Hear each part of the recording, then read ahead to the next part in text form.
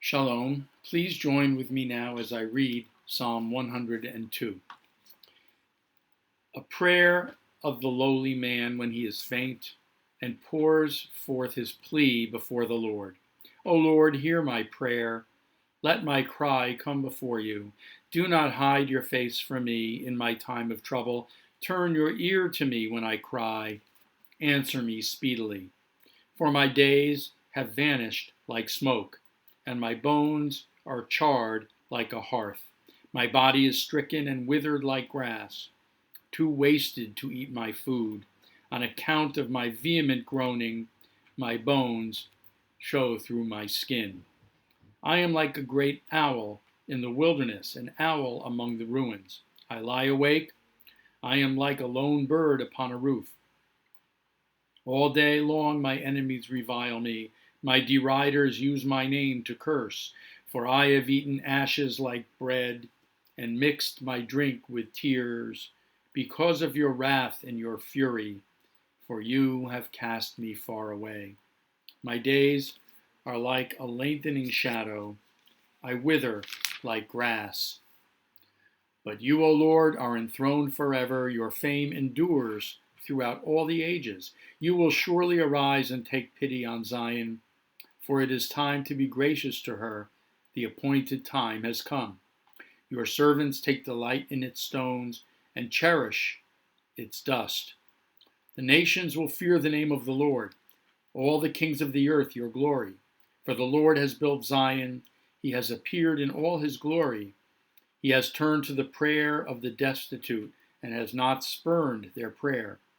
May this be written down for a coming generation, that people yet to be created may praise the Lord. For he looks down from his holy height. The Lord beholds the earth from heaven, to hear the groans of the prisoner, to release those condemned to death, that the fame of the Lord may be recounted in Zion, his praises in Jerusalem, when the nations gather together, the kingdoms to serve the Lord. He drained my strength in mid-course. He shortened my days. I say, O my God, do not take me away in the midst of my days. You whose years go on for generations on end. Of old you established the earth. The heavens are the work of your hands. They shall perish, but you endure. They shall all wear out like a garment. You change them like clothing, and they pass away. But you are the same, and your years never end. May the children of your servants dwell securely, and their offspring endure in your presence. The opening of this psalm already sets the tone and the stage for what is going on here. When the psalmist begins by self-disclosure, saying a prayer of the lowly man when he is faint, and pours forth his plea before the Lord, he is already admitting that he is advanced in years. He is not in the greatest of health. That's an understatement. He feels his years waning before his very eyes. His body is stricken and withered like grass. He is malnourished or undernourished. He has lost his appetite. His bones are showing through his skin. And then he says, I am like a great owl in the wilderness. You can envision an owl with his eyes wide open, staring and glaring at what is around him, wide awake, perceptive. So the psalmist, at least I am getting the image of a person who is failing in health as his years are advancing. He feels his days slipping away, and yet he is hyper aware and very vigilant and highly conscious of what is going on around him. He prays that God not hide God's face from him. He longs to feel God's presence. That's the first part of the psalm. But this psalm, at least the way I understand the structure of it, is like a dialectic. The first part, the thesis, is a description of the psalmist's failing health and advanced years, and his awareness of that. The second part, the antithesis, describes a majestic figure of a God enthroned forever who rules over the universe, who reigns in Zion, who inspires fear among all the nations, and who guarantees through God's eternal nature that generations from now on will come to worship and to bow down to God. And that is the antithesis. And then we have the synthesis, the last part of the psalm, which starts at verse 24 when the psalmist says, "He drained my strength in mid-course, he shortened my days." The reader might react, hearing that, after the immediately preceding section where we're talking about the praise of God and God's glory and God's majesty. And now my reaction upon reading this is, oh no, the psalmist has to now get dragged back to his own condition, his own shortened life, his own poor health. He pleads with God in this last part, "Do not take me away in the midst of my days, you whose years go on for generations on end." And here now we have the synthesis of the dialectic, the third part, a kind of a conclusion where everything wraps together beautifully. Because the psalmist reminds us that God's nature is eternal, that the heavens are the work of God's hands, everything perishes, including the psalmist, but God endures.